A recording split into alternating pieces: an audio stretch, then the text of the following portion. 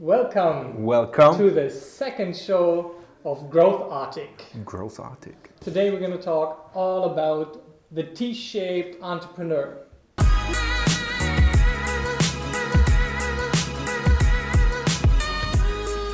Yeah. So what is this all about? Yeah, that's a good question for the start. So, in my experience of being a leader in a company for marketing and tech stuff, I learned that it's really important that the people have the right skills. I think that's not a new idea, so it's a pretty old idea, but in terms of, or in the age of, how it's called outside, digitization, everybody is looking for how to start and so on. And so I learned that the right skills, the right skill set is one of the main topics and the main challenges for building up teams. Yeah, and today we don't have any proper education in entrepreneurial skills. Whatever is taught in universities, I would rather not learn it. There's one exception, that's the Code University from Tom Bachem, the guy from Cologne. That's really Tom cool. Is doing a good job on that front. Yeah, just to give him some credits for this this great challenge and this great job. But there's no education, so all people have to look by themselves or have to wait that somebody give them a recommendation or something for getting the right skills. Yeah. And that's the idea. Okay. And the T-shaped model, You want to show me? I can. Something like this maybe. So the T-shaped, the T-shaped thing is an idea of, so it looks like a T, the letter T. Yeah. And the idea is that you have to be really high level skilled, very broad in all skills in terms of marketing, in terms of product, in terms of tech. So not in detail, not to be an expert, because you can't be an expert in all disciplines. So that you have to be very broad. And so my T-shape is always that I say, okay, for instance, 1 to 5 points. Yeah. And maybe broad means 1 or 2. So you can talk about it with me during lunch, right? Yeah, that's level 1. Level 1. And level 5 would be expert level. Really expert level. Okay, that's my topic. So you have to be really broad in all the skills, and to be that nobody can substitute you. Yeah. It's really important that you have at least one skill where you are a 4 or a 5, where you're really an expert. So that's the idea of T-shape, and that looks like a T. The 3 categories you mentioned on this here are marketing, which you also call creative, right? Tech and data. Correct. Yeah. And the middle of this, where this meets, is what you would say is the thing about growth hacking. That's a growth hacking skill set. It's a mixture of all these kind of disciplines. Yeah, that's it. So if I would rate myself, I would maybe give myself a 2 on tech. I can build a website with WordPress or hand-coded. I think you have more than 2 in tech.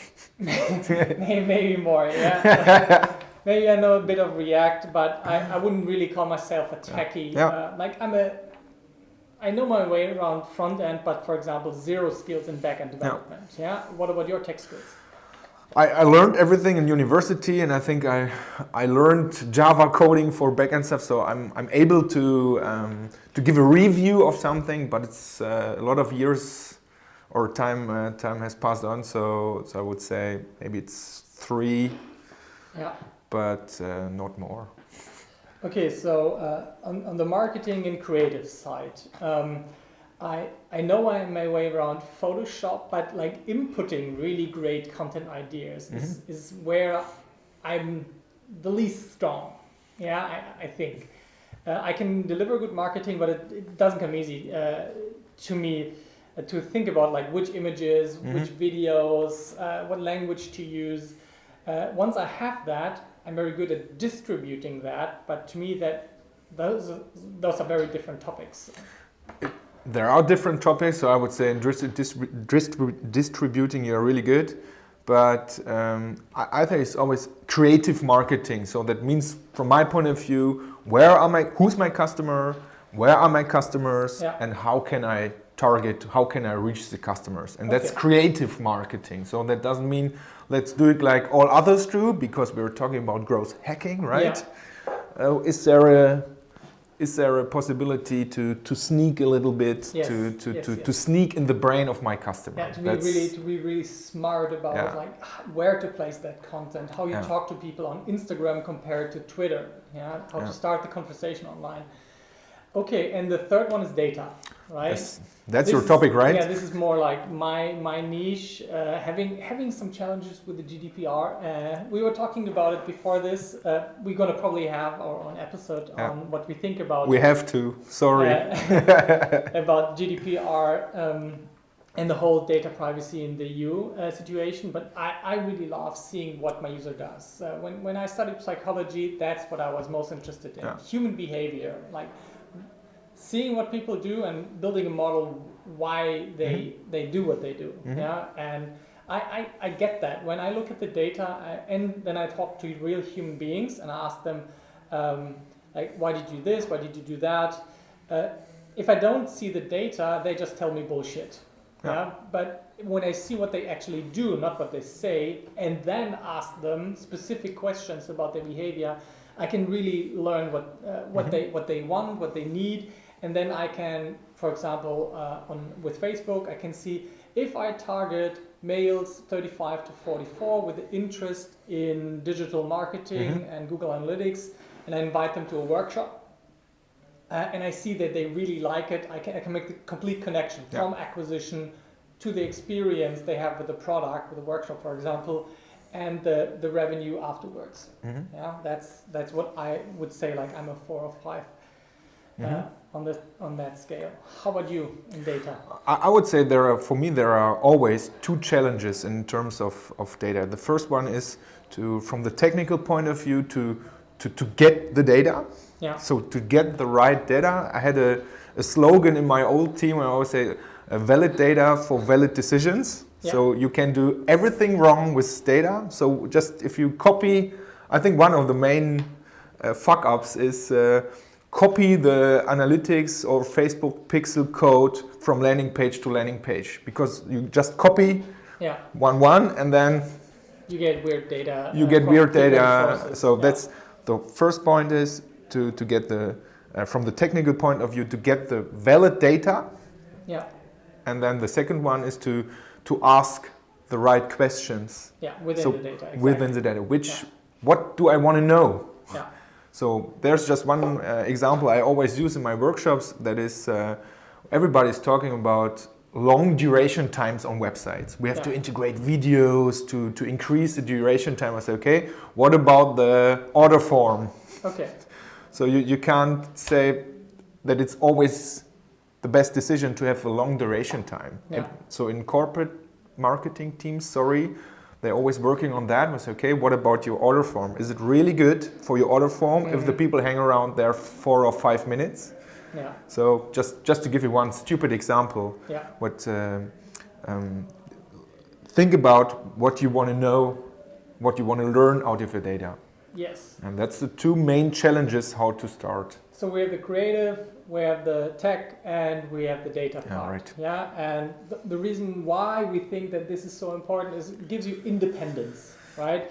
You're not waiting for the developer to finally do your website. Yeah. Maybe this is the why, right? Yeah. Why is it so important? So with Pirate Skills, that's the meetup I'm doing.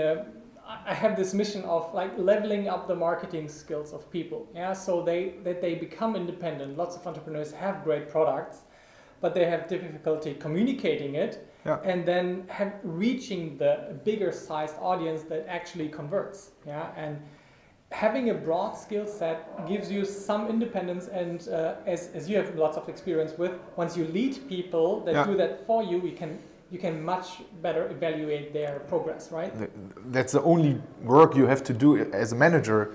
You have to find people that close your leaks you have in your team with your skills. You can hire an agency for something, or find a guy to hire, but in the end you have to have as a team a really good T-shape to be independent.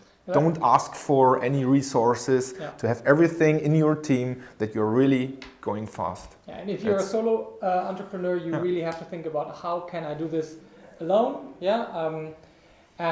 And figure out like, okay, what is the minimum amount I need to know to ask the difficult questions? Like, try not to get scammed hiring an SEO agency.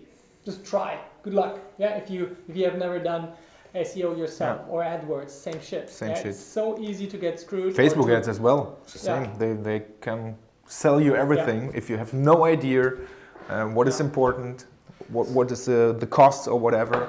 So I think we talked about the why it's so important. We talked about some of the skills. Yes. Yeah.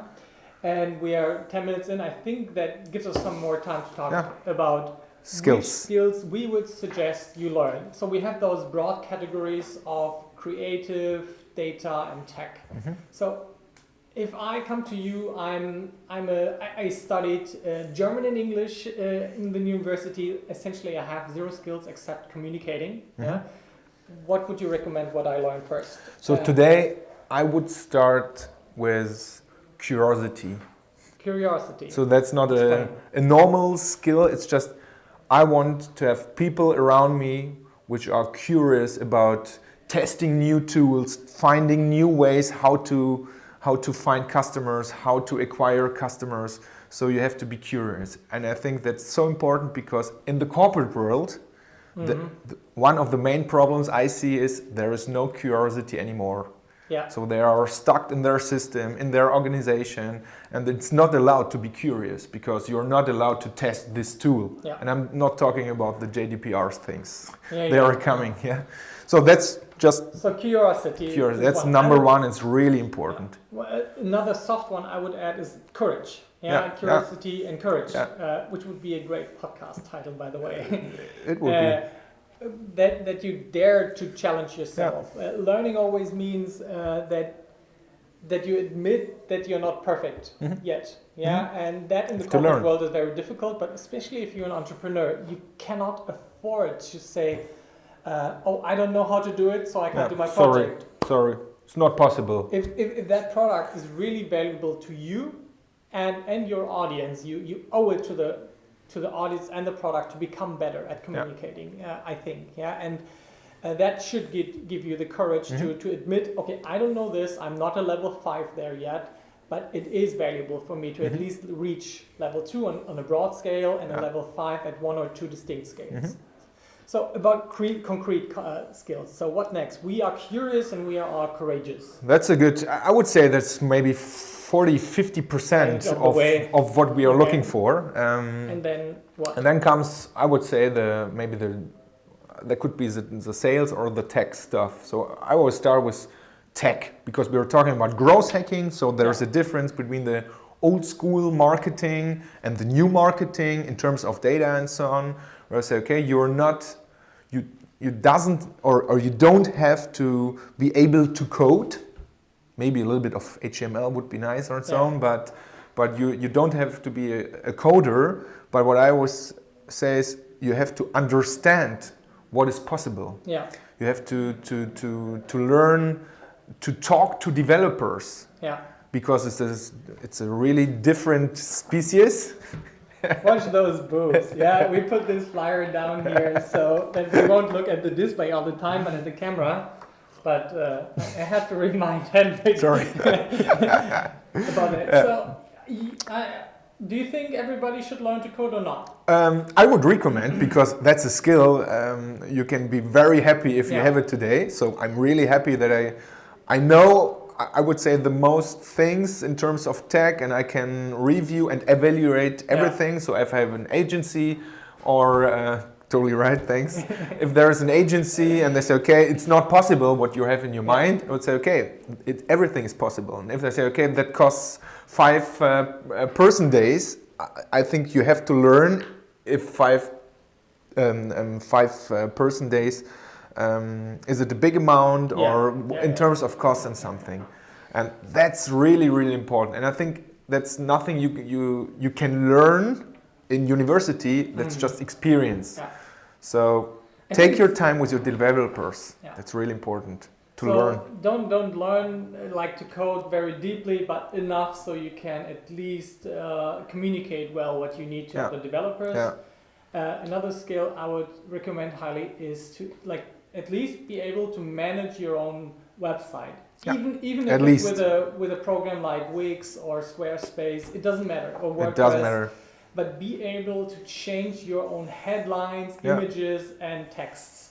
Integrate the Google Analytics and Facebook pixel code. I think it's just copy and paste, but you have to know where to put it. So you have to learn it, and then learn one marketing channel like Facebook. Start with email organic marketing. Facebook or Instagram, and then email marketing.